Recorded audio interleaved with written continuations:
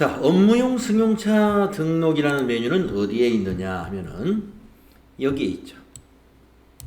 기초정보관리의 위에서 네 번째 업무용 승용차 등록이라는 메뉴가 있는데, 이게 이제 승용차가 뭐냐면은 여러분 그 회계 이론 공부하실 때 승용차는 개념 과목이 뭐였어요? 승용차가 차량 운반구였죠. 승용차, 화물차, 차량을 오토바이, 지게차 이런 거 다 차량 운반구라는 개념 과목으로 처리하잖아요. 이 차량 운반구가 고정자산입니다.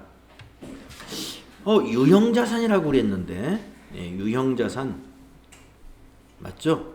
그런데 고정자산이라는 말은 무슨 말이냐? 고정자산이라 하는 말은요, 유형자산과 무형자산을 총칭하는 거예요.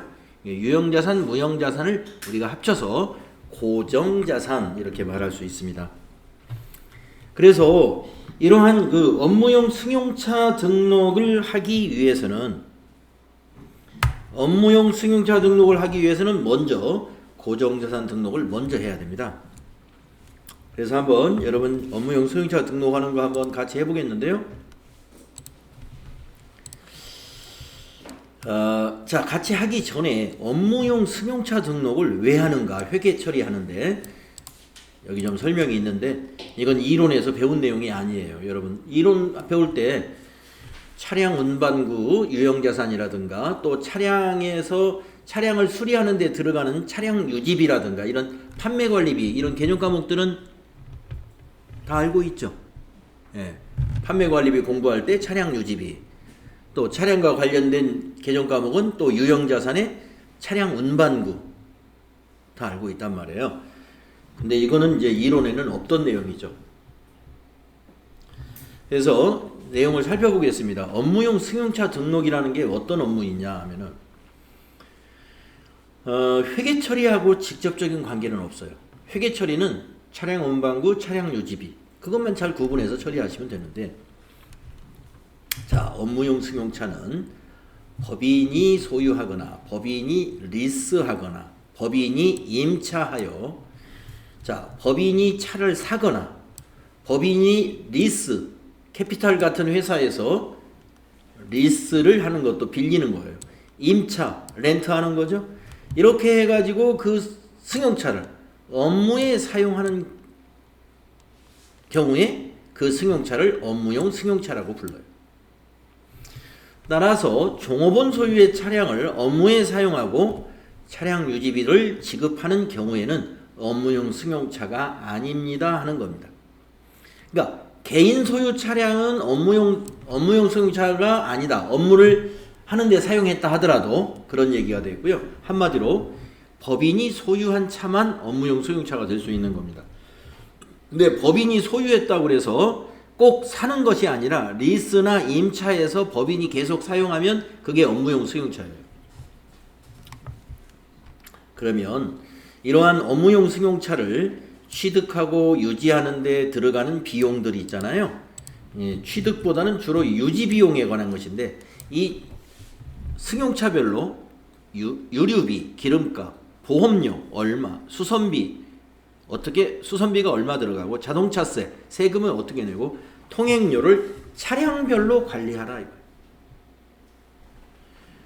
차량별로 관리하는 거, 그것이 업무용 승용차 등록 업무가 필요한 이유입니다. 자, 그래서 여기 대상을 보면요. 자, 일반 승용차인데 개별소비세법 제1조 2항 3호에 해당하는 승용자동차가 여기에 해당이 된다는 거예요. 개별소비세법 제1조 2항 3호는 뭐예요? 개별소비세에 적용되는 차라는 얘기입니다. 그러면 우리가 일반적으로 이 개별소비세라는 것을 옛날에는 특별소비세라고 그랬어요. 소비세 중에 일반세는 이제 그냥 소비세, 부가가치세 같은 거, 이런 것이 일반 소비세입니다. 여러분 부가가치세 이론 배울 때 부가가치세는 일반 소비세다. 기억나시죠? 약간 더운 것 같아서 또 틀어야 되겠네요. 약간 더운 것 같아요. 날씨가 많이 더워졌네요. 자, 부가가치세는 일반 소비세잖아요. 그러면 특별한 소비세가 있어요. 그게 개별 소비세입니다. 옛날에는 특별 소비세라고 했는데 지금은 개별 소비세라고 불러요. 그게 이제 승용차 같은 경우는 개별 소비세도 붙고 부가가치세도 붙어요. 소비세를 2번 내게 됩니다. 승용차에 세금이 많은 이유가 부가가치세 10% 붙죠.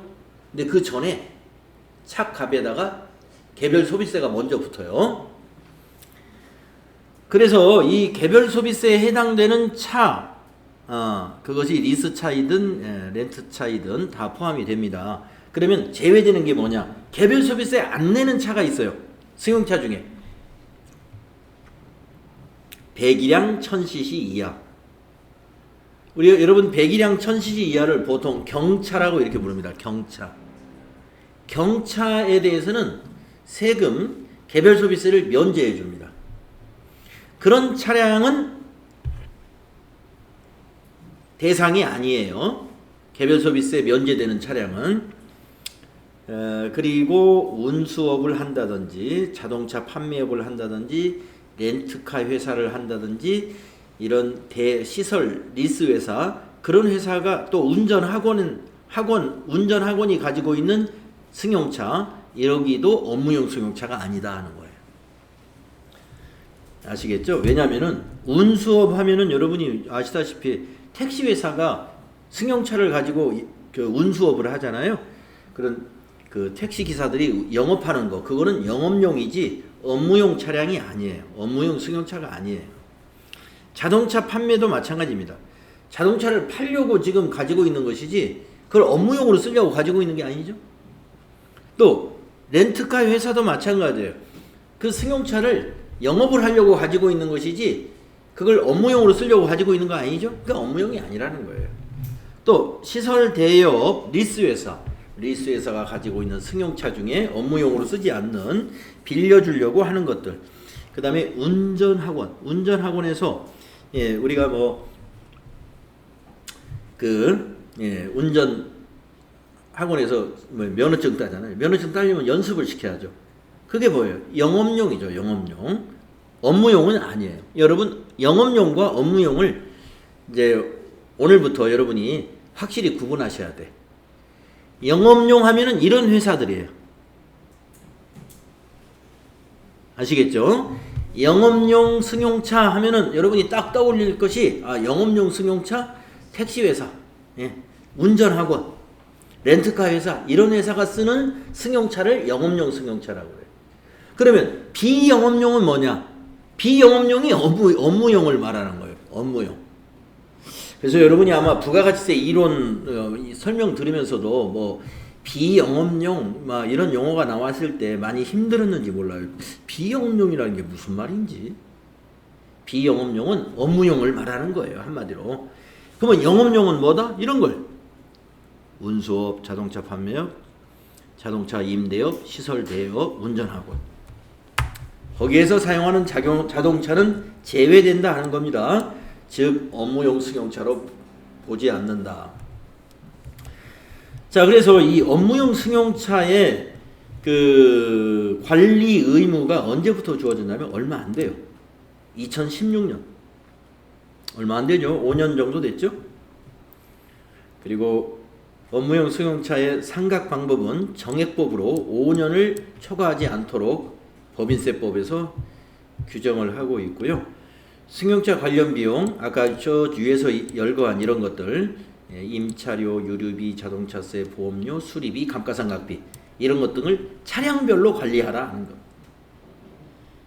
감가상각비는 정액법 5년인데 차값이 비싼 거는 금액이 커지겠죠. 그래서 비용을 최대 800만 원을 초과하지 않는 범위에서만 감가상각비를 법인세법에서는 인정을 합니다. 업무용 승용차의 보험가입은 임직원용 전용 자동차 보험이라는 보험가입을 해야 돼요. 업무용 승용차로 보험 상품이 나와 있어요. 그래서 이것이 여러분 업무용 승용차에 관한 얘기입니다. 근데 여기에서 지금 그 설명은 빼냈는데 왜 그러면 과세관청인 국세청이 회사가 알아서 다 승용차 관리하는데 뭐 때문에 프로그램, 회계 프로그램에다가 업무용 승용차를 따로 꼭 관리하라라고 이렇게 강제로 했을까 한번 생각을 해보면요. 자, 여러분, 업무용 승용차라는 게 회사 소유의 차량들이에요. 예, 회사 소유의 차량들. 그러면 이제 회사가 많은 회사들이 있잖아요. 회사의 업무용 차량으로 그랜저도 가지고 있고 소나타도 가지고 있다고 해볼까요? 예, 업무용 차입니다. 그러면 그 업무용 차가 기름을 넣으면은 회사가 그 기름 넣은 것을 비용 처리해요. 그 법인의 비용 처리를 한다고요. 출장을 가면은 도로비도 내잖아요. 뭐 멀리 가면 막 도로비가 몇만 원씩 하지 않습니까? 그거 다 회사 비용 처리를 해요. 비용 처리하면 이익이 줄어들죠. 그러면 법인이 내는 세금, 법인세도 작게 내죠. 비용 처리 많이 하면 그럼 세금 조금 낸다는, 단순하게 그렇게 생각을 한번 해봅시다. 비용 처리 많이 하면 세금 조금 내는구나. 그러면은 야, 좀 비용을 좀 많이 지출하면 어떨까 해가지고 승용차를 업무 시간에만 안 쓰고, 예를 들면 어제같이 쉬는 날 승용차를 이사님이나 부장님들이 딱 갖고 퇴근해가지고 가족들하고 같이 설악산도 놀러가고 해운대도 놀러가고, 이게 가족들하고 같이 회사차 가지고 막 놀러 다녀요. 그러면 기름도 넣어야 되겠죠. 도로비도 나가겠죠. 그 영수증을 몽땅 오늘 출근해가지고 회사에 딱 주고, 이거 회사 차량 유지비로 처리를 합니다. 그러면은 그게 회사 경비로 처리돼서 법인세를 조금 내게 되겠죠. 법인세 차감전 이익이 줄어드니까. 그 정당한 것이 아니죠. 부당한 거예요. 불법 행위예요, 그게. 그걸 막으려고 하는 거예요. 예. 업무용 승용차는 업무용으로만 쓰세요 하는 거. 업무용으로만. 예, 업무용으로만 쓰세요. 그래가지고 그럼 어떻게 막느냐? 그거 어떻게 일일이 감시하지? 이걸 프로그램에 넣으라고 하면은 언젠가는 다 들통이 나게 돼 있어요. 예. 차량별로 비용을 차량별로 컴퓨터 프로그램에 다 입력을 해놓고, 차량이라는 건 회사 업무용 차량은요, 운행일지라는 걸 또 써야 돼요. 운행일지. 만약에 영업부 김길동 씨가 오늘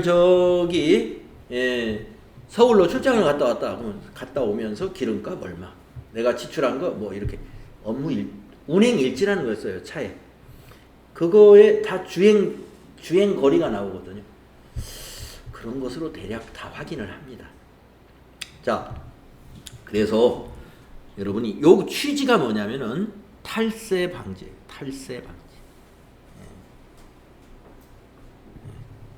업무용 승용차를 그냥 놔뒀더니 업무용으로 안 쓰면서 회사 비용으로 너무 많이 처리하더라.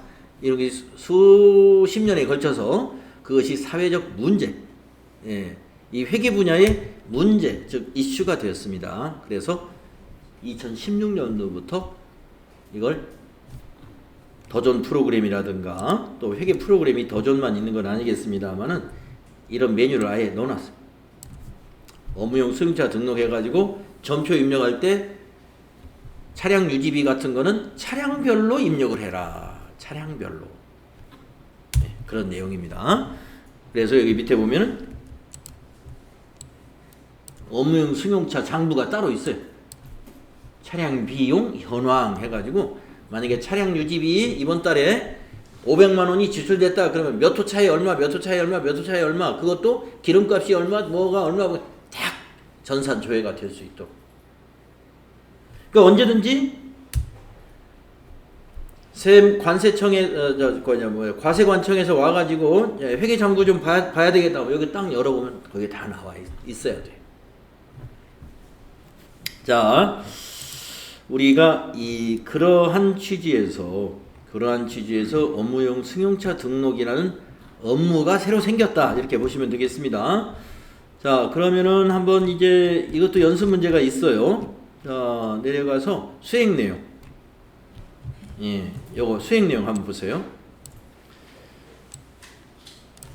주식회사 3일패션에 업무용 승용차를 등록하기 위하여 다음을 수행하시오. 자, 차를 사면은요, 먼저 업무용 승용차 등록하기 전에 고정자산 등록을 먼저 해야 됩니다. 고정자산 등록을 해야 감가상각비도 계산할 수가 있고, 고정자산 등록을 해야 업무용 승용차 등록도 할 수가 있어요. 자, 그래서 이 차량에 대한 내역을 보고 고정자산 등록 같이 해볼게요. 자, 아까 고정자산 등록 요 메뉴 이거 말씀드렸죠. 자, 첫 번째 있습니다. 고정자산 등록 클릭. 고정자산의 계정 과목을 여기다 입력하는 방법이 있는데요. 저는 두 번째 방법으로 여기다 입력하지 않고 여기서는 엔터로 그냥 다 지나가세요. 여기다 입력하겠습니다. 여기서 계정 과목에서 엔터 이렇게 지나가면은 계정 과목을 여기다 입력할 수가 있어요. 이런 방법도 있어요. 근데 요 방법으로 앞으로 여러분은 저하고 계속 그렇게 연습할 거예요. 시험 볼 때도 그냥 그렇게 하세요. 지금 연습하시는 방법으로. 그러면 이제 계정 과목을 찾으려면 F2. 예, 아니면 F2나 더블 클릭은 같은 거예요. 마우스로 이 계정란을 더블 클릭하거나 나는 F2가 좀 어색하다 그러면 더블 클릭하세요. 그러면 계정 과목 코드 도움말이 딱 뜨죠. 거기에 차량 운반구가 보인단 말이에요. 보이면은 그냥 마우스로 클릭하고 엔터 해도 되고, 아래로 이렇게 방향키로 내려와서 엔터 치셔도 됩니다. 그러면 이제 차량 운반구 찾았습니다. 자, 코드는 거기 2001번으로 한다고 표에 나와 있어요. 2001번. 자산명 승용246하나. 그대로 타자하시면 돼요. 승용246하나. 네. 계정이 안 나와가지고 계정 위에 여기요? 위에 여기서 그냥 엔터로 쭉 지나왔습니까? 네, 엔터로 쭉 지나와야 계정이 나옵니다. 좀 나와요? 네, 나왔어요. 네, 그래서 엔터로 그냥 지나와야 여기서 계정을 차량 운반구를 선택할 수 있어요.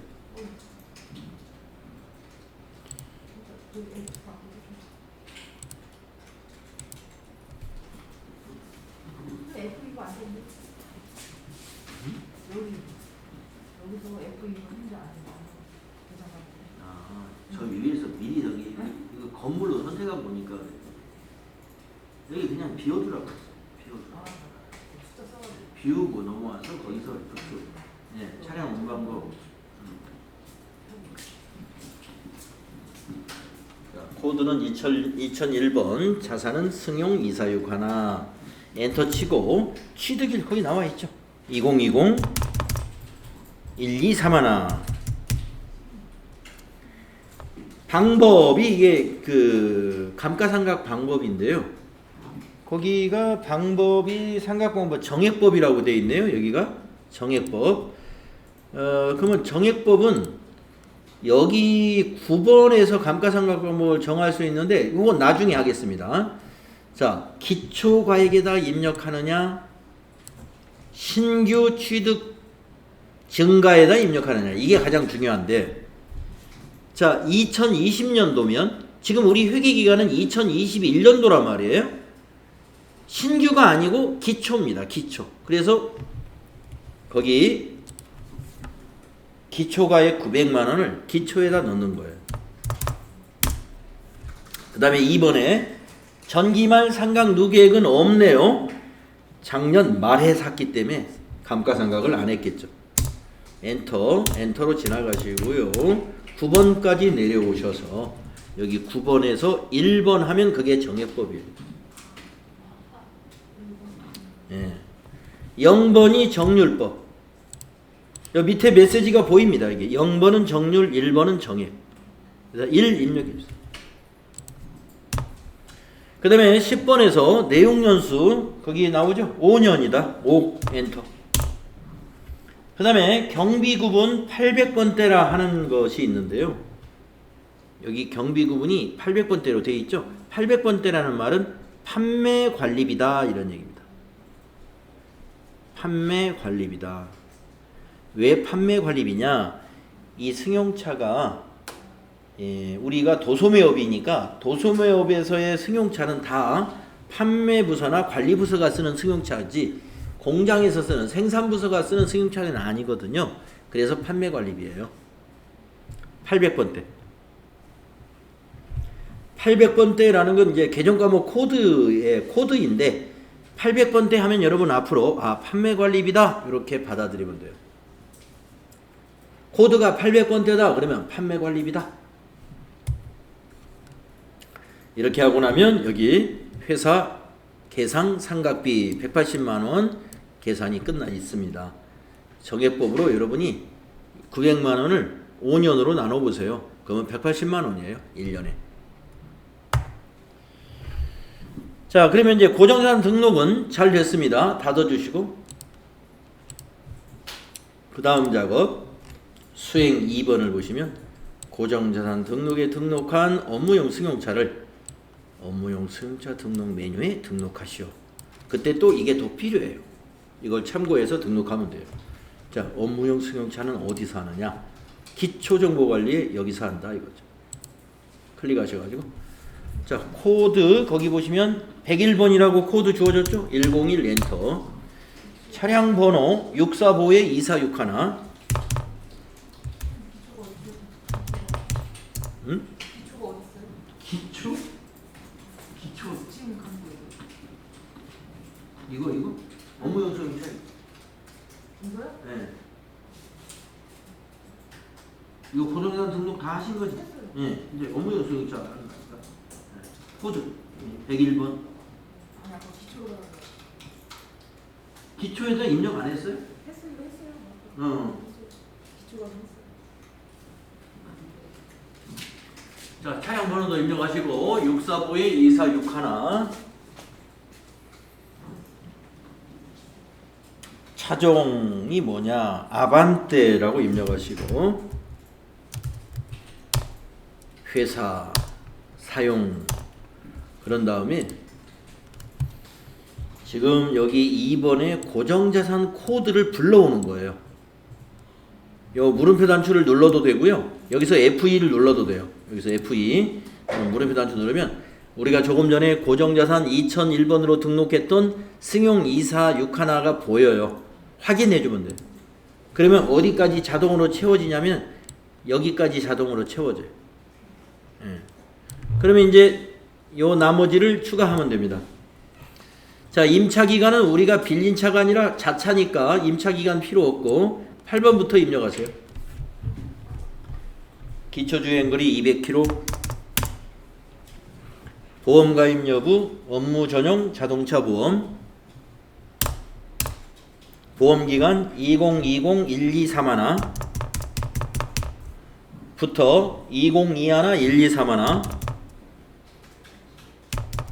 예, 이렇게 보험기간까지 입력해 주시면 업무용 승용차 등록은 된 겁니다.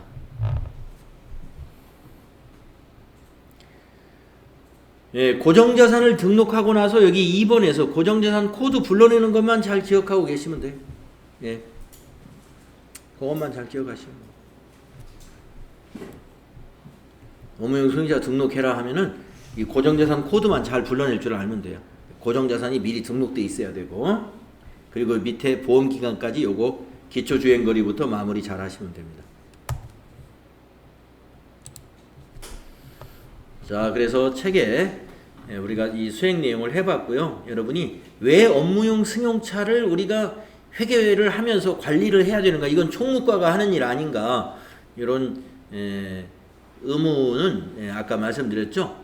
우리가 바로 세금 문제 때문에 그런 것이다. 자, 수행 결과 보시면 쭉 설명 나옵니다.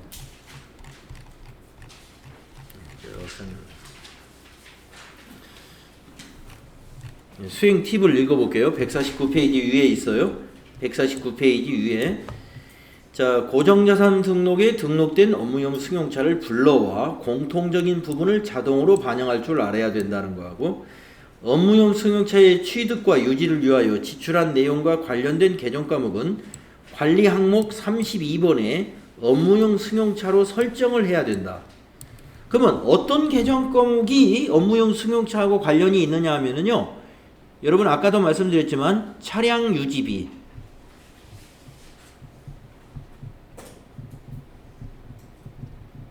그 다음에 보험료, 자동차 보험이 가입하니까 이러한 개정 과목이 이 업무용 승용차하고 관련된 개정 과목입니다. 그래서 차량 유지비하고 보험료에 대해서는요, 이 관리 항목이라는 걸 하나 더 만들어 넣어야 돼요. 이게 그 얘기예요.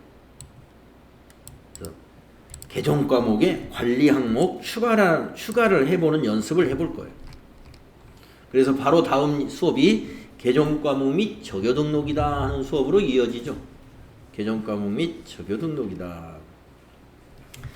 여러분들 개정 과목이라는 말은 뭐 이제 우리 회계 이론하면서 우리가 회계 처리하는 단위가 개정 과목 단위로 회계 처리하죠. 분계할 때. 뭐 차변에 보통예금, 대변에 상품 매출 이런 게 다 뭐예요? 개정 과목이죠. 그러니까 개정 과목이 뭔지는 여러분이 아시는데 적요라는 게 뭐냐? 적요. 네, 적요라고 하는 것은요. 여기 설명이 나오나요? 설명은 아마 없을 겁니다만은 뭐 제가 설명드리면 돼요. 이 적요라 하는 것은 제가 한번 어떤 전표를 하나 열어 가지고 한번 보여드릴까요?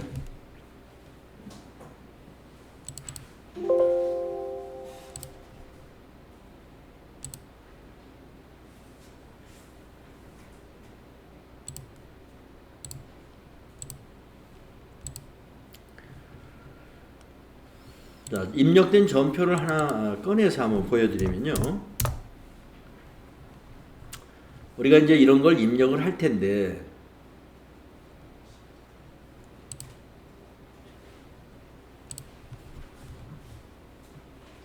자, 지금 이 줄을 한번 잘 보십시오. 자, 출금 전표라는 거 이제 배우게 되는데요. 글씨를 좀 화면을 좀 키워. 자, 복리후생비인데 복리후생비를 미소식당에서 지출했다는 거예요. 근데 적요에다가 뭐라고 썼냐면은 직원의 식대 및 차대 지급했다. 자, 여러분 이 적요가 그런 용도로 쓰이는 거예요. 그러니까 복리후생비라고 하는 것이 내용이 굉장히 많아요.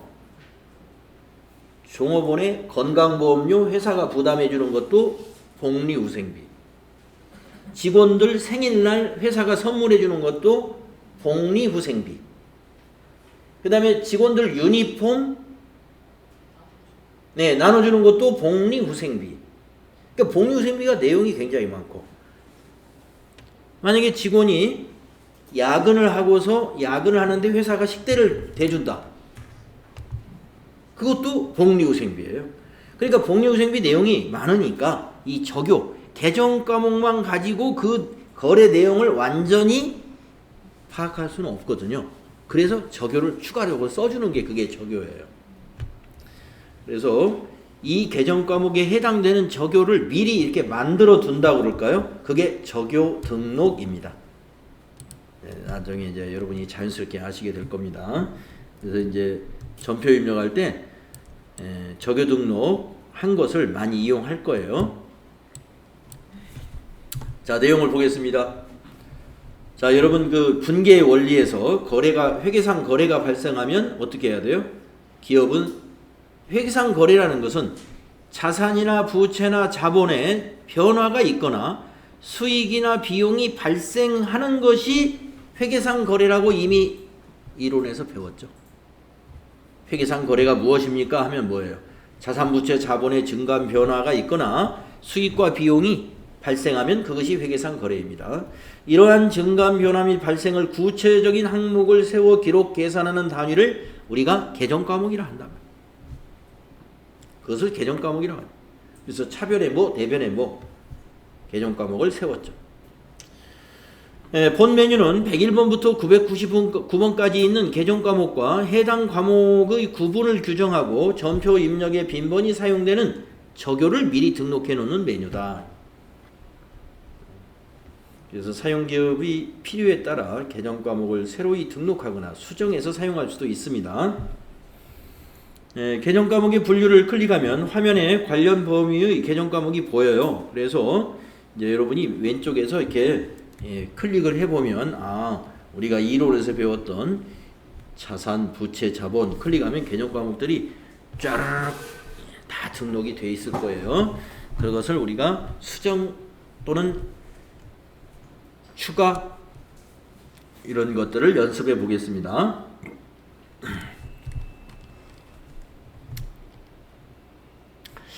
그 다음에 이제 여기 149페이지에 이쪽에 보시면 검정색 개정 과목, 빨강색 개정 과목 이런 말이 나오는데요. 글자가 검정색으로 되어 있는 개정 과목을 검정색 개정 과목이라고 했어요. 이거를 고칠 때는요, 그냥 더 씌워서 입력을 하면 고쳐져 버려요. 예. 그런데 빨강색 개정 과목은 있잖아요. 이게 아주 고약해요. 그냥 더 씌워서 입력이 안 돼. 어떻게 하고 입력을 해야 되냐면은 그 개정 과목을 딱 선택한 다음에 요걸 먼저 눌러야 돼요. 컨트롤 F1을 툭 누른 다음에 더 씌워 입력하면 그때 입력이 돼요. 그래서 여러분이 시험에서 만약에 뭔가를 고치라고 그랬어요. 개정 과목을. 근데 아무리 더 씌워서 입력을 해도 아무것도 입력이 안 되네. 그럴 때는 그 개정 과목 말고 다른 개정 과목을 클릭해 보면 그 글자 색이 보일 거예요. 빨강색일 거예요. 빨강색이면 그 자리에 다시 클릭을 하고 요걸 먼저 눌러야 돼요. 컨트롤 F1. 예, 요것만 알면 됩니다. 자, 그러면 수행 내용 한번 보도록 할까요? 예, 수행 내용. 자, 문제입니다. 주식회사 3일 패션은 다음의 개정 과목 및 적용과 관리 항목을 추가로 등록하여 수정하여 사용하고자 한다. 자, 수행 1번 먼저 해볼게요. 수행 1번. 협회비와 관련된 개정 과목 및 적용의 추가 등록을 수행해라. 자, 852번이 협회비가 아니면 협회비로 고치라는 얘기고요. 경비 구분은 4번 경비로 하라는 거고, 현금 적용 1번을 이렇게 입력을 하고, 대체 적용 1번에다가도 이렇게 입력을 해라. 여기서 이제 여러분이 현금 적용, 대체 적용, 이 처음 듣는 말이죠. 자, 현금 적용은 뭐 언제 나오냐면 차변이나 대변이 모두 현금인 그런 전표를 현금 적용가 나타납니다. 그런 전표를 입력할 때는 차변이 현금이거나 대변이 현금인 전표 입력할 때만 나타나는 거예요. 이게 우리가 이제 조금 이따 배울 때 입금 전표라고 하고 그걸 출금 전표라고 해요. 입금 전표, 출금 전표에서만 보이는 적용을 현금 적용. 그러면 대체 적용은 언제 사용하느냐, 언제 보이느냐 이거예요. 사용하려면 보여야 되겠죠. 이거는 우리가 입금 출금이 아니라 차변 대변 이렇게 입력할 때가 있어요. 차변 대변 여러분 많이 들어봤죠? 이론 수업할 때 계속 차변 대변 했을 거예요. 차변 대변 선택해 가지고 입력할 수 있는 적용가 대체 적용입니다. 자, 그러면 협회비 한번 이렇게 고쳐볼까요? 852번을 찾아가는데 찾아가기 전에 저하고 같이 좀 둘러볼게요. 자, 여러분 여기 기초정보관리에 지금 계정과목 및 적용 등록 이것에 관해서 얘기합니다. 여기 한번 클릭해 보실래요? 자, 여러분 계정과목 많이 외우셨죠? 거기 다 여기에 있어요. 자, 볼까요? 지금은 전체가 선택된 거예요. 전체라는 것은 101번부터 999번까지예요. 요거 끝까지 쭉 내려가 보면 999가 끝이에요. 101번부터 999번. 이게 계정과목 코드 전부예요. 자, 그 다음에 이제 자산을 한번 클릭해 보세요. 여기 자산을 클릭하면 여러분 자산을 어떻게 배웠어요? 유동자산과 비유동자산이 있다. 이렇게 배웠잖아요. 네, 여기 나눠져 있어요. 이렇게. 유동자산, 비유동자산. 그래서 유동자산 클릭하면 여러분 유동자산에는 당좌자산과 재고자산이 있잖아요. 그래서 당좌자산 클릭하면 여기 보이는 게 당좌자산만 보여. 101번부터 쭉 내려가 보면 145번까지가 당좌자산이에요. 근데 중간중간에 보면 회사 설정 계정 과목 이런 게 보이죠. 이런 것이 추가로 만들어 쓰라고 이게 중간중간에 빈칸을 만들어 놓은 거예요. 그리고 보다시피 빨강색도 있고 검은색으로 된 것도 있죠. 빨강색은 고칠 때 컨트롤 F1 치고 나서 고쳐야 된다. 검은색은 그냥 입력하면 수정이 된다. 아까 그 말이 그 말이에요. 자, 재고자산을 누르면 이렇게 재고자산이 쫙 보입니다. 재고자산 여러분 알고 있죠? 상품, 제품, 원재료, 부재료 이런 것들이 재고자산이에요. 자, 당좌자산, 현금, 당좌예금, 보통예금 여러분 다 알고 있죠? 외상매출금, 받으러움 이런 게 다 당좌자산이에요. 자, 부채도 마찬가지입니다. 여러분 부채 클릭해 보시면 유동부채 251번부터 쫙 290번까지를 유동부채가 코드를 쓰고 있고 비유동부채 291번부터 쫙 330번까지를 비유동부채가 쓰고 있고 이렇게 코드가 나눠져 있어요. 부채는 유동부채와 비유동부채로 구분하는 거 알고 계시죠? 자본 눌러보세요. 자본은 5가지로 구분하죠. 법인의 자본은 자본금, 자본잉여금, 이익잉여금, 자본조정, 기타 포괄손익 누계액 이렇게 나눠지잖아요. 여러분 기타 포괄손익 누계액에 해당되는 개념 과목 중에서 매우 중요한 게 이게 매도가능증권, 평가손익 이 개념 과목들입니다. 자본의 분류 다 외우셨나요? 자본금, 자본잉여금, 이익잉여금, 자본조정, 기타 포괄손익 누계액으로 구분된다. 5개로 구분된다는 거. 여러분 이론 때 배운 거 여기 다 들어있습니다. 매출, 이게 수익이죠. 매출에는 상품 매출, 제품 매출 이런 것들이 있죠. 매출 원가, 이거 비용이죠. 매출 원가. 판관비, 이게 판매관리비죠. 판매관리비는 801번 급여, 805번 잡급, 806번 퇴직급여, 네. 또 811번 복리후생비, 812번 여비교통비, 813번 접대비 이런 게 있죠. 근데 접대비는 빨강색으로 되어 있고 여비교통비는 검은색으로 되어 있고 이렇게 알록달록 빨강색과 검은색으로 구분된 것이 있는데 빨강색을 고칠 때는 컨트롤 F1이다. 자, 기타에 가면 영업의 수익, 영업의 비용, 중단사업손익, 법인, 개인. 제조에 가면 제조원가. 우리는 FAT 1급에는 제조원가 코드는 쓰지 않을 거예요. 500번대 코드 안 쓸 겁니다. 또 도급에 가면 도급원가, 도급 사업을 하는 회사가 아니기 때문에 600번대 코드도 전혀 쓰지 않을 거예요. 또 분양회사, 분양하는 회사가 아니기 때문에 분양원가 700번대 코드도 FAT 1급에서는 사용하지 않습니다. 그래서 FAT 1급에서 안 쓰는 코드, 제조, 도급, 분양 이런 코드는 전혀 쓰지 않습니다. 자, 여러분 어떻게 구성되어 있는지 아시겠죠? 전체부터 해서 자산, 부채, 자본, 수익, 비용으로 이렇게 다 나눠져 있습니다. 자, 이제 문제로 가보겠습니다. 책에 852번을 찾아가는 방법 이렇게 찾아가세요. 전체 누르셔가지고 852 그냥 키보드로 누르면 돼요. 그러면 852번을 바로 찾아갑니다. 네, 협회비라고 까만색으로 되어 있네요. 협회비. 자, 협회비니까 뭐 개정 과목은 그대로 똑같으니까 바꿀 필요가 없는 거죠. 바꿀 필요 없고 경비급은 4 경비로 되어 있나 한번 볼까요? 네, 경비 4로 되어 있네요. 4 경비.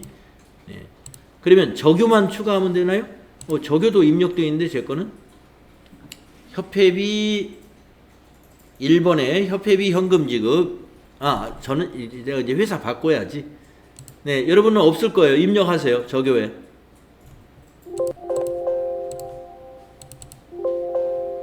네, 회사 코드를 제가 다시 바꿔야 됩니다. 여러분하고 같이 5200번으로 바꾸면 적유가 없겠죠.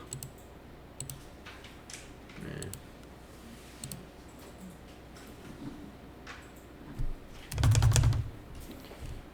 아, 852번이 여러분은 회사 설정 개념 과목으로 되어 있죠? 네, 그렇게 되어 있어야 돼요. 네, 자, 여기다 이제 입력하세요. 협회비라고. 네, 여기다 협회비.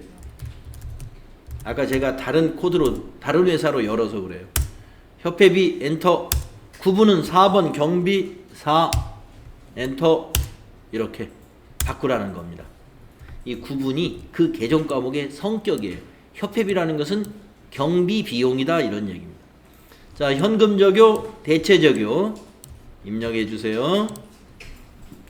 1하고 엔터 치고 협회비 현금 지급 엔터. 그 다음에 오른쪽 대체 적요에 1하고 엔터 치고 협회비 미지급 엔터 이렇게 하시는 겁니다. 간단하죠? 입력하시는 거. 그 다음에 수행 2번도 해보세요. 138번 전도금 이거 아마 빨강색일 겁니다. 138번 전도금을 소액현금으로 수정하시오. 자, 어떻게 간다고요? 전체 누르고 138 하면은 바로 갑니다. 예, 가보세요. 빨간색이죠? 예. 그러니까 입력이 안 될 거란 말이죠. 안 될 때는 컨트롤 F1 하고 입력해 보세요. 소액 현금 이렇게 입력하세요. 소액 현금 엔터. 그러면 고쳐지죠? 빨간색으로 고쳐집니다.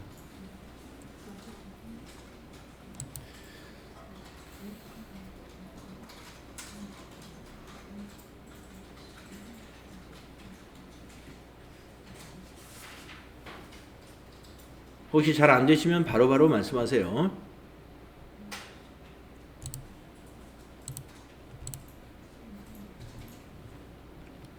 다음에 수행 3번도 해보겠습니다.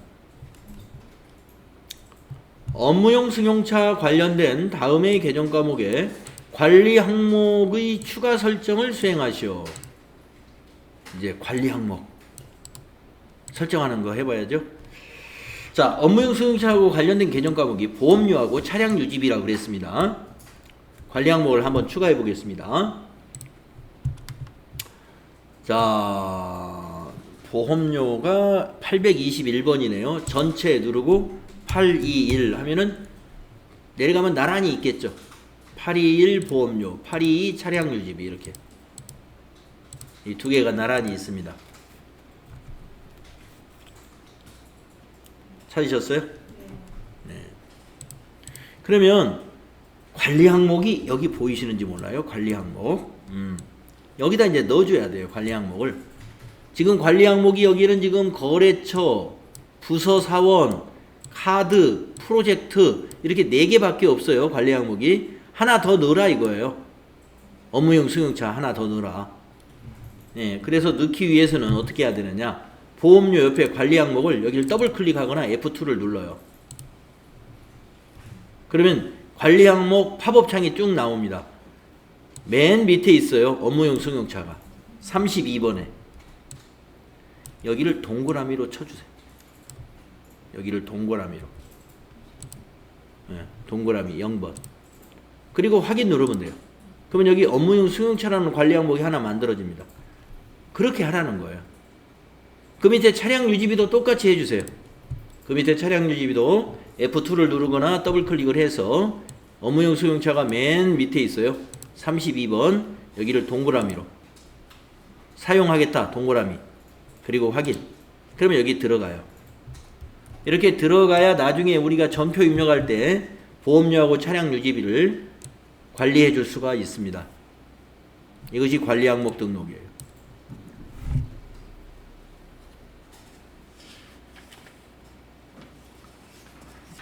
네, 뭐 기초정보관리이긴 하지만 여러분이 처음 해보시는 거라서 뭐 쉽긴 쉬운데 나중에 까먹을 수도 있어요. 뭐 그때 또 알려드리면 됩니다. 자, 수행 결과 책에 나와 있습니다. 네, 이대로 우리가 한 거예요.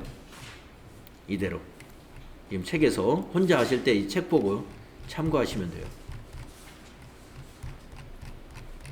152페이지에 있는 수행 팁을 읽어보고 쉬는 시간 가질게요. 수행 팁 보세요. 이거 보세요. 시험에서는 제시된 자료에 따라서 개정 과목이나 저교를 등록하거나 수정하라고 문제가 나올 거니까 혹시 빨강색 개정 과목이면 컨트롤 F1을 누르고 나서 수정을 해야 될 것이다. 두 번째, 개정 과목의 관리 항목에 32번 업무용 승용차 관리를 추가하게 되면 전표 입력 시에 관리 항목을 추가로 입력할 수 있다. 이거 관리 항목 추가로 입력하라고 문제가 나올 거예요. 그럼 그때 입력해 주면 돼요. 네.